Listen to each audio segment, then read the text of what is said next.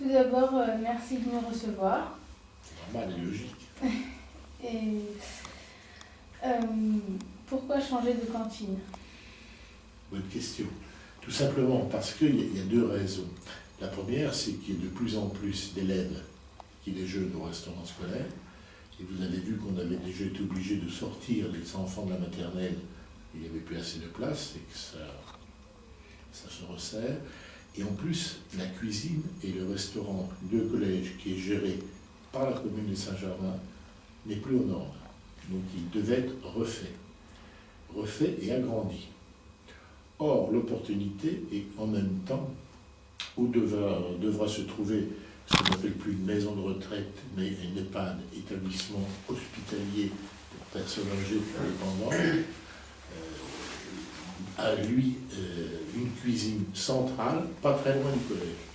Et cette cuisine était pour les l'EHPAD tout seul. Et nous avons demandé la possibilité d'utiliser cette cuisine et d'en avoir une seule, autrement dit une cuisine mutualisée, au lieu d'en avoir trois. Parce que si l'EHPAD avait une cuisine que pour lui, on aurait dû refaire la cuisine pour les collégiens et les primaires, et la cuisine au foyer des anciens, pour les anciens et maternelles. Trois cuisines qui sont à 200 mètres de distance. Autant en essayer d'en faire une, et de faire autour ce qu'on appelle un restaurant intergénérationnel, autrement dit avec plusieurs salles, où on accueille d'un côté la maternelle, de l'autre les primaires, de l'autre les collégiens, les personnes âgées, mais aussi le personnel communal, les professeurs, etc. Parce que nous servons actuellement 800 repas par jour. Et donc on a eu l'idée de faire cet endroit, pas très loin du collège, où là on aurait vraiment un ensemble remarquable et superbe. Et on pourrait déjeuner chacun à sa place, mais se rencontrer quand on en aura envie aussi, ce qui est agréable. On va voir d'ailleurs le dessin actuellement des travaux où on en est, me semble-t-il. Voilà, on en est, voilà. Ça, c'est la situation du projet actuellement, qui devrait donc ouvrir au printemps prochain. D'accord. Voilà. Y a-t-il eu des incidents sur le chantier? Oui, vous l'avez vu sûrement, il y a une grue qui a posé un petit problème, puisque un des éléments de la grue, brusquement, est tombé. Et c'est la première fois que ça se produit, disait-il. Mais il n'y avait personne en dessous, il n'y a pas eu de blessés, il n'y a rien eu.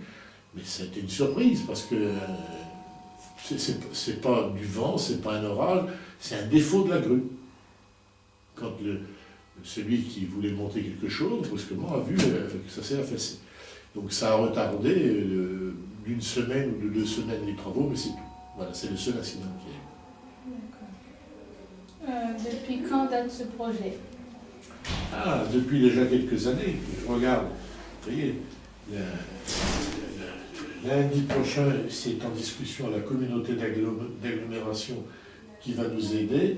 Vous voyez, donc ce projet date de 2007-2008. Vous voyez, ça fait déjà 5-6 ans à peu près.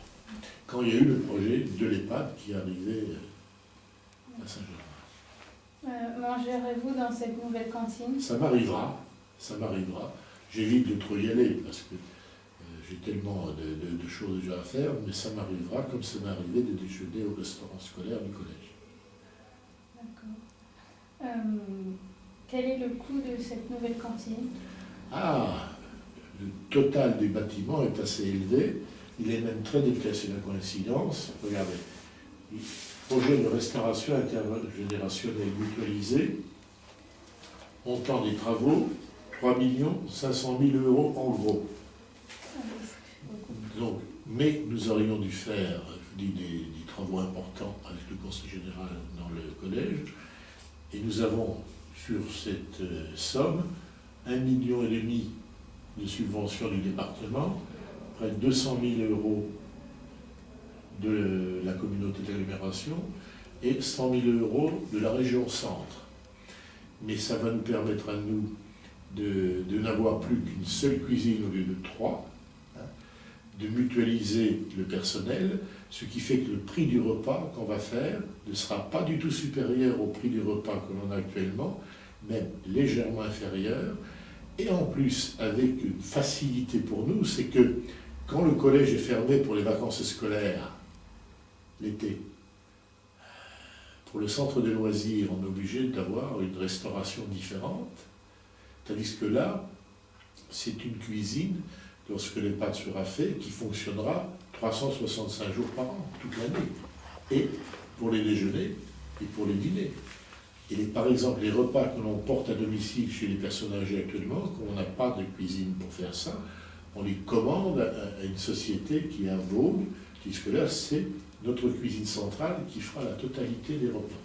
Donc le coût ne sera pas supérieur et on aura des économies d'énergie aussi, puisque le bâtiment ne sera pas du tout le même bâtiment que ce qu'on faisait voilà 20 ans. Que pensez-vous du design de la nouvelle cantine? Et vous? Vous l'avez vu, vous avez montré la photo. Je trouve que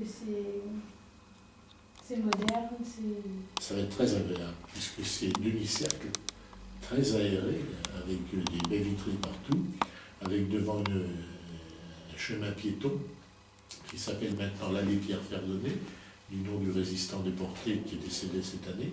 Et ça va être un endroit agréable, puisque tout le secteur sera piétonnier, y compris le cheminement qui permettra aux collégiens d'aller au collège à la restauration, puisque là, on va protéger ce secteur avec du grillage.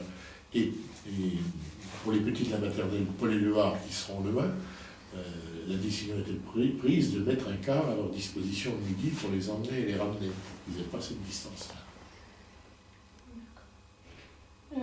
Pour quelle date l'inauguration est-elle prévue?